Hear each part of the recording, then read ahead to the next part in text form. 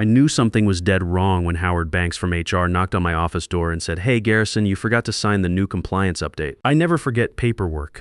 That's why Vector Dynamics Defense Operations had maintained 99.8% contract compliance since I restructured the quality protocols, instead of the regulatory nightmares they used to face every quarter before I got my hands on the systems. My name is Garrison Reed.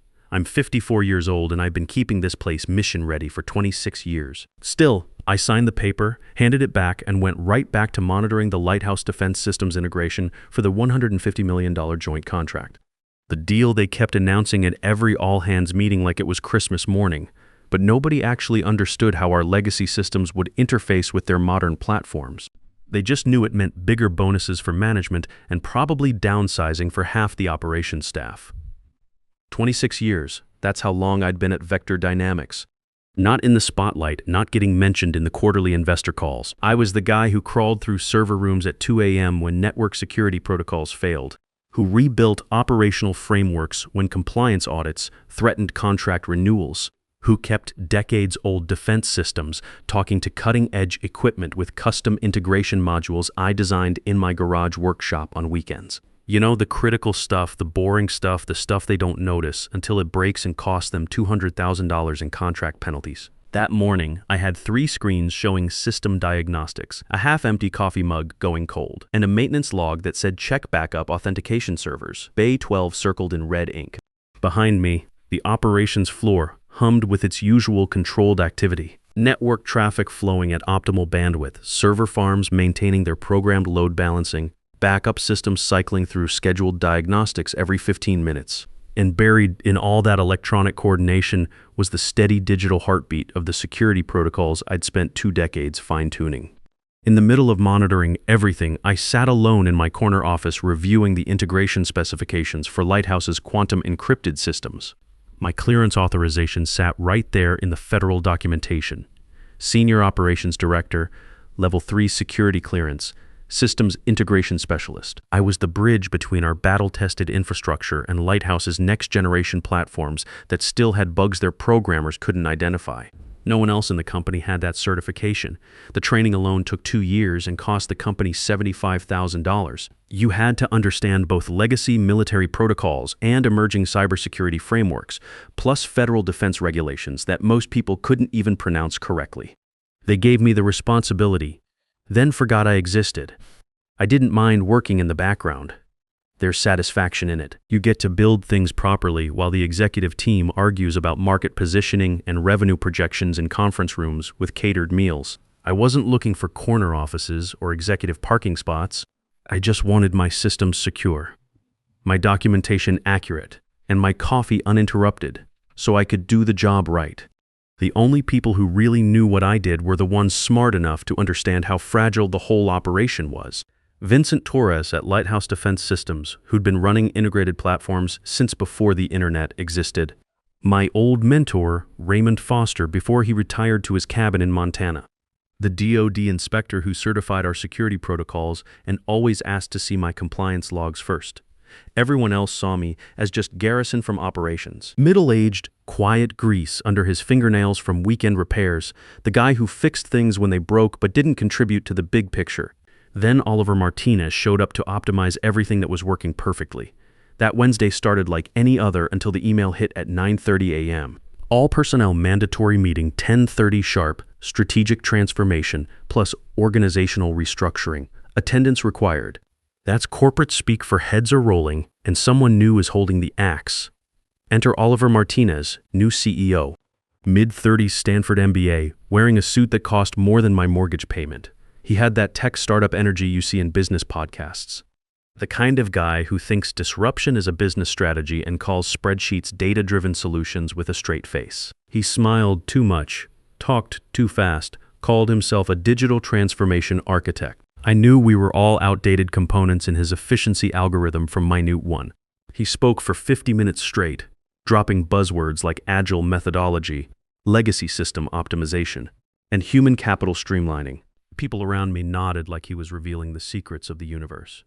I just sipped my burnt coffee and watched a security alert on server bank 7 that would trigger an automatic lockdown if someone didn't update the authentication protocols in the next hour. Nobody else was monitoring it. They were too busy being inspired by innovation. I reached over and made the update remotely, saving them about $80,000 in contract compliance violations. Oliver kept talking about eliminating redundant workforce infrastructure and modernizing legacy operational frameworks. I wondered if he'd consider a complete system shutdown redundant or modern. 3 hours later, Howard knocked again. This time, he brought backup. 2 people from corporate I'd never seen before. One with a tablet, one with lifeless eyes behind wire-rimmed glasses that probably cost more than I made in a month. Garrison, can we talk privately? Translation: bend over and prepare for impact. They led me into a conference room like I was carrying something contagious. No water offered, no small talk, no "How's Patricia?" Just a manila folder slid across the fake wood table like a termination notice with my name on it. Oliver didn't bother showing up for the execution. The letter inside was half buzzwords, half legal protection. Position no longer aligned with strategic vision. Operational restructuring requires different skill sets. Digital transformation initiatives effective immediately. Legacy personnel transition complete. I was still reading the corporate doublespeak when tablet guy said, "You'll need to return your access cards and security credentials before 3 p.m. today." The other one added, "Security's been notified of your departure timeline." I stood up, walked toward the door, then stopped. Something caught my eye through the conference room window. At the reception desk, where they kept visitor badges and company announcements, someone had printed a security alert with my employee photo. Scrawled across the bottom in red marker, "No RE entry clearance revoked." Not former employee, not garrison, not even retired personnel. Just clearance revoked, taped to laminate like I was some kind of operational security threat. It hit me like a wrench to the chest. I'd trained their last 3 operations managers when they got promoted. I'd kept their biggest defense contract alive through 2 major cyber attacks and that power grid failure in 2021 that knocked out half of Ohio's industrial sector. I'd missed Michelle's college graduation to babysit a server migration that saved them $500,000 in federal penalties. And now I was being treated like a security risk in a polo shirt. I didn't argue. That would have been giving them entertainment they didn't deserve. I took a breath, walked back to my workstation, and started packing my personal items into the briefcase I'd carried for 18 years. My Navy Challenge coin, the one Patricia bought me for our anniversary. Digital diagnostic tools that could troubleshoot problems other people couldn't even identify. Security protocols manual, custom network configurations I'd programmed myself. Everything that made me more than just another operations guy. The floor had gone quiet. Not equipment quiet. The systems kept running, but people quiet. Word travels fast in a defense contractor office. Everyone knew what that manila folder meant.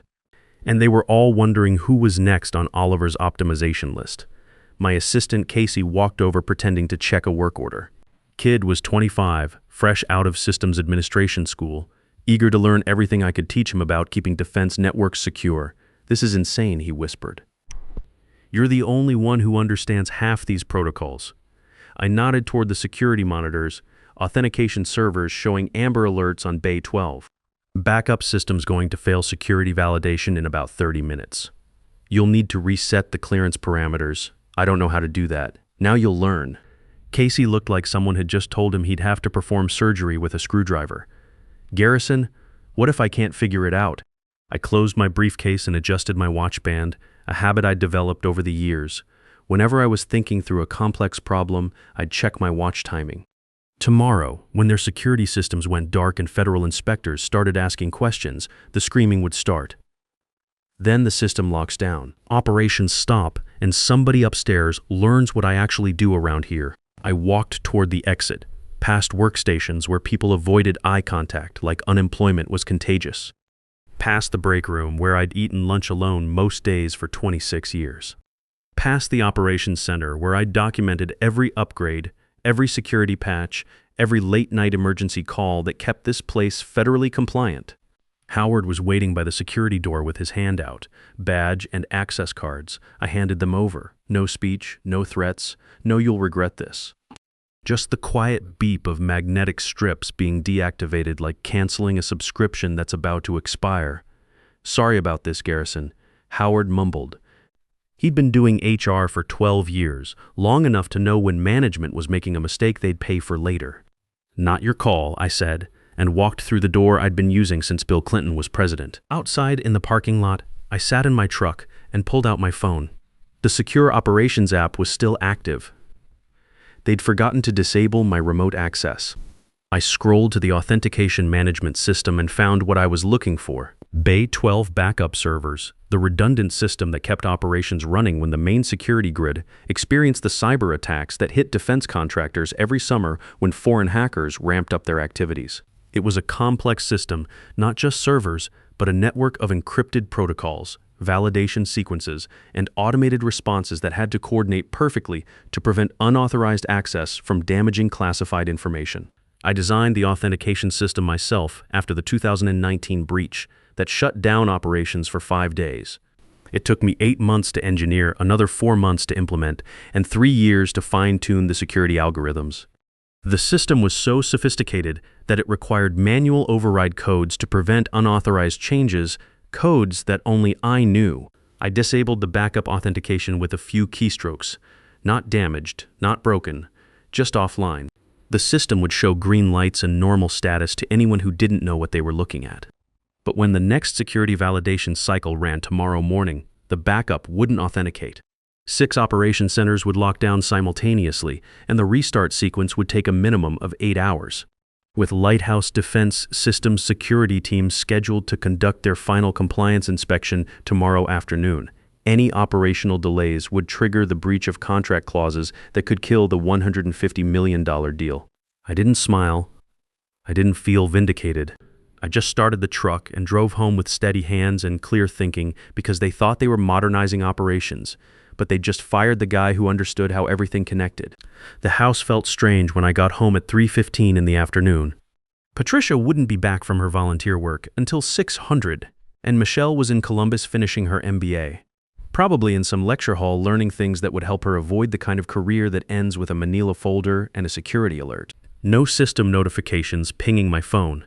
No emergency calls from supervisors who'd found something broken that needed immediate attention. No, "Hey Garrison, quick question," followed by 4 hours of unpaid troubleshooting.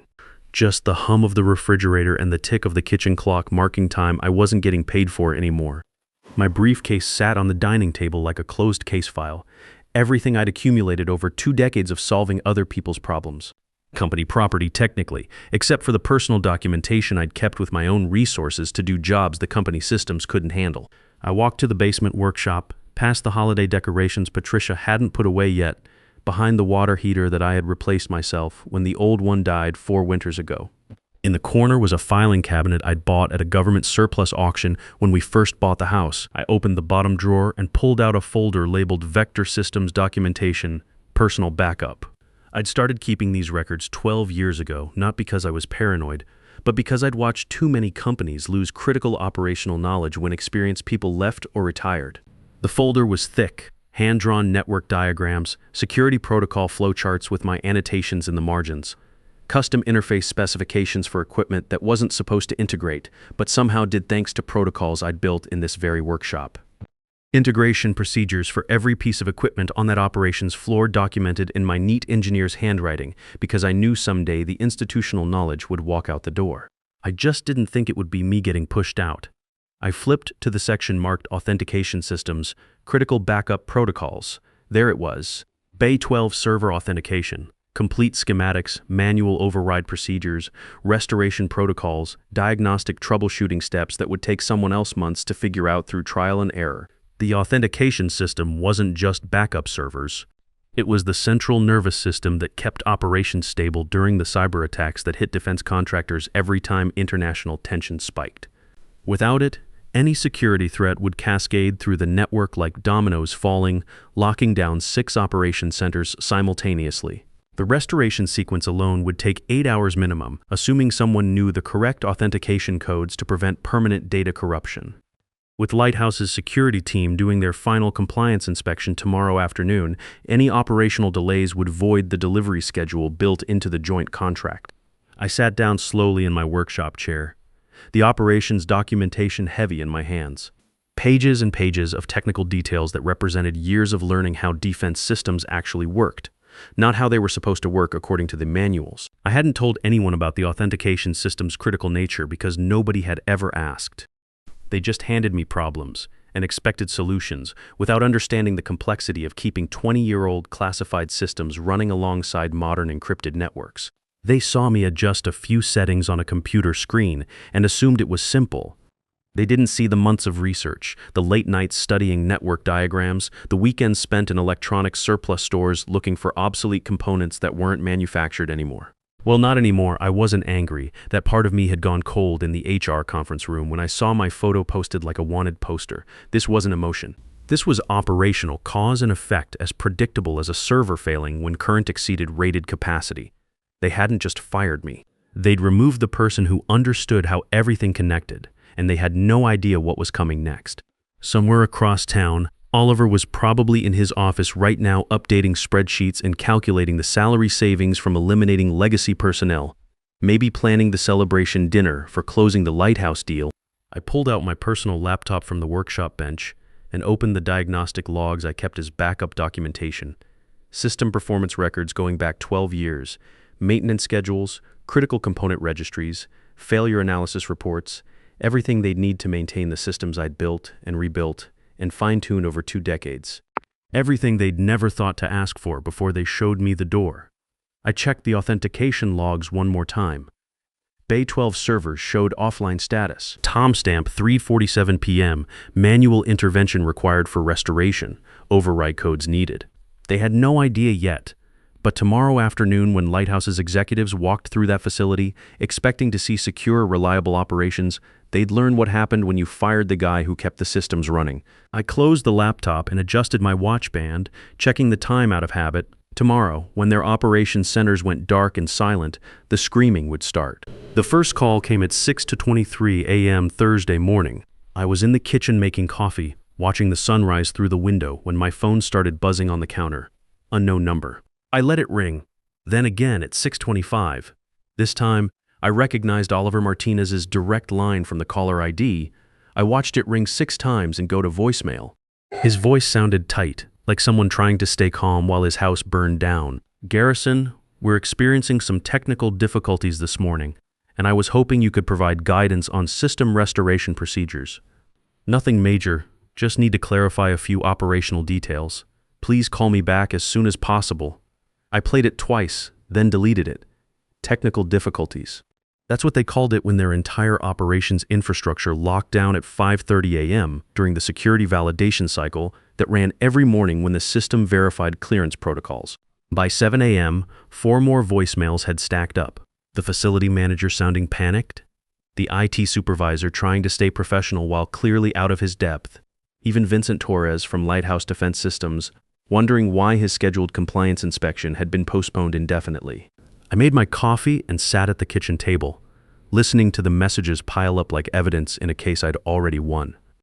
Somewhere across town, technical crews were probably crawling through server rooms right now, trying to figure out why their authentication systems weren't responding, looking for the magic codes that would bring 6 operation centers back online before Lighthouse's executives decided this wasn't the reliable partner they wanted for a $150 million defense contract.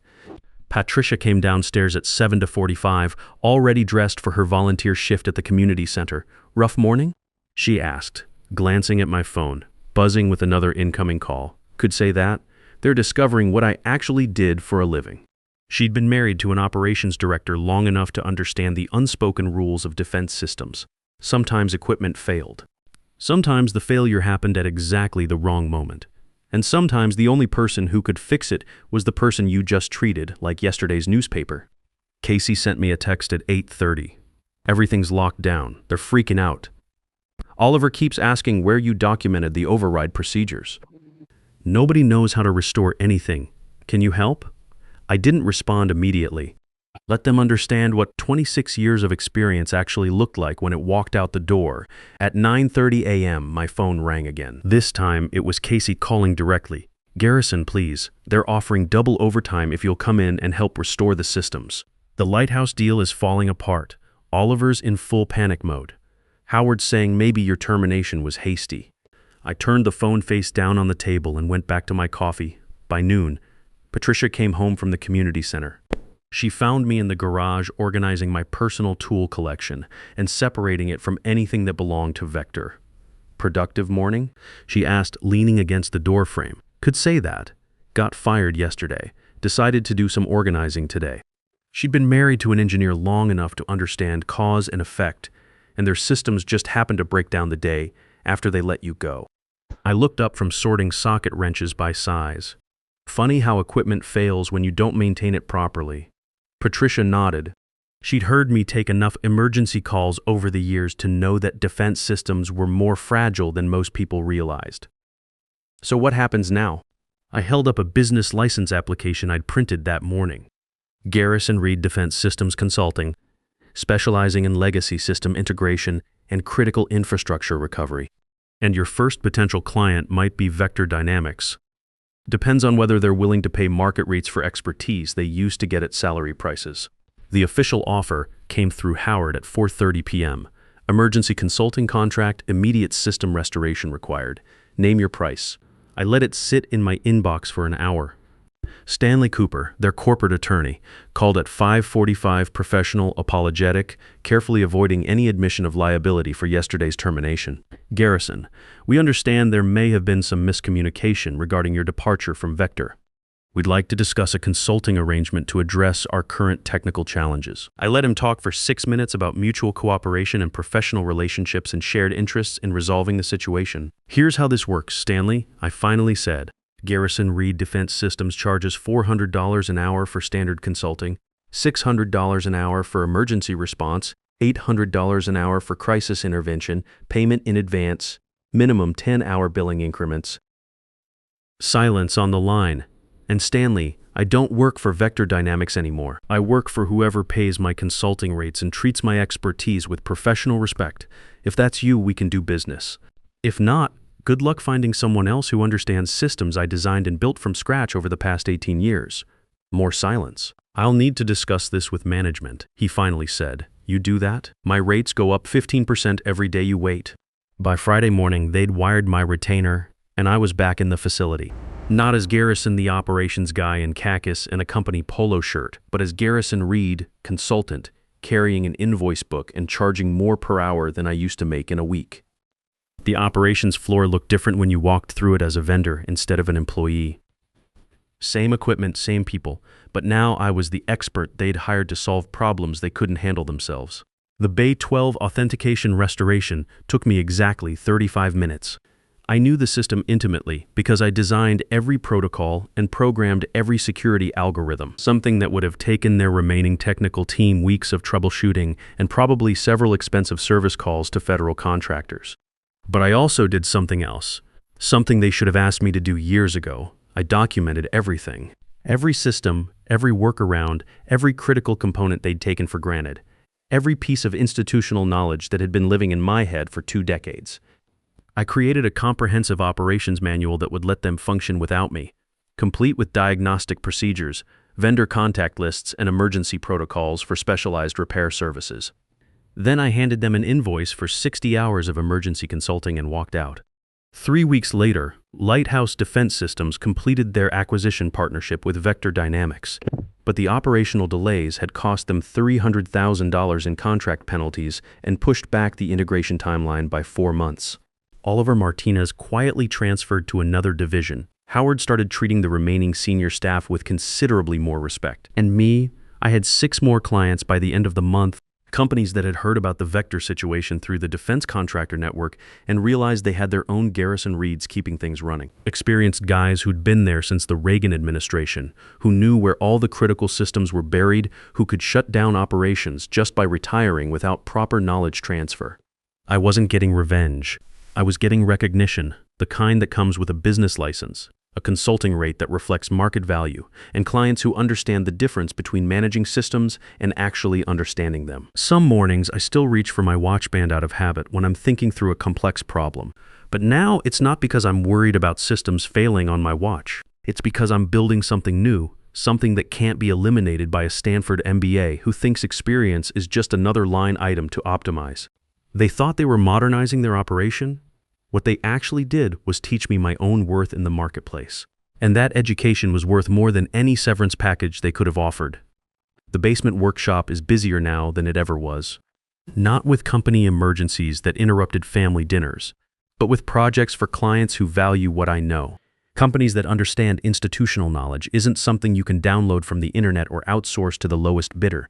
And every time someone calls with a crisis that only I can solve, I remember what it felt like to see my photo posted at that reception desk like a security threat. Then I quote my current rates and watch them realize that expertise isn't disposable. It's just expensive when you wait until the last minute to appreciate it. Sometimes the most dangerous person in a company isn't the one making threats. It's the quiet guy who actually knows how everything works. They say just forget. Move on like it's easy. But forgetting you feels like remembering someone I've never seen. I've been trying to erase you from the places in my mind, but the harder that I fight it, the more you're hard to leave behind. Every memory keeps slipping through the cracks I try to close, like a face I should remember, but somehow never know. Forgetting you feels impossible, like chasing something I can't hold, like trying to remember someone that I've never even known. I keep reaching through the silence for a past I can't undo, 'cause letting go of what we had feels like losing something true.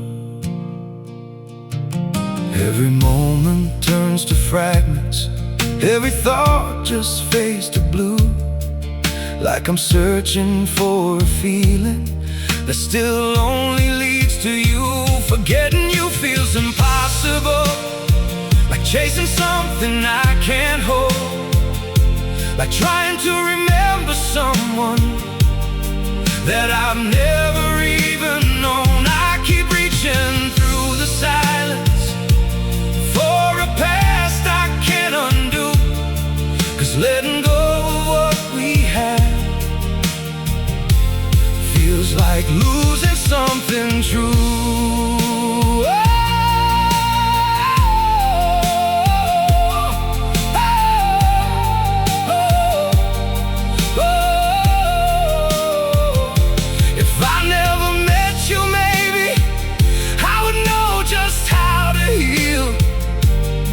But now every empty moment still reminds me what is real.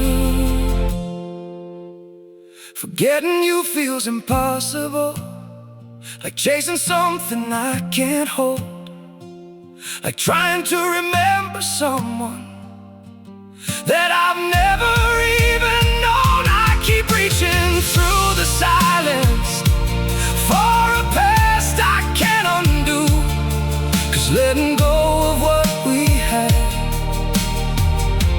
feels like losing something true.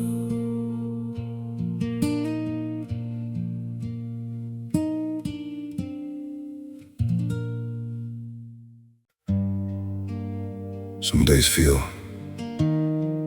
off, like I'm standing but still falling. A little pain, a little tired, and no one to tell it all to. There are days that feel unsteady, like I'm drifting out of place. Every step just feels so heavy, with a smile I have to fake. A little hurt I keep inside me, a little weight I always hide, and 1,000 quiet worries I've been holding deep inside. There's no one here to tell it to, no one who would understand. So I carry all these feelings like they're slipping through my hands. A little broken, little lost, trying hard to just get through, All these nights I stay awake with everything I never say to you. I keep walking through the silence like it's all I've ever known. Every crowded room reminds me how it feels to be alone. There's no one here to tell it to, no one who would understand. So I carry all these feelings like they're slipping through my hands. A little broken, little lost, trying hard to just get through. All these nights I stay awake with everything I never say to you.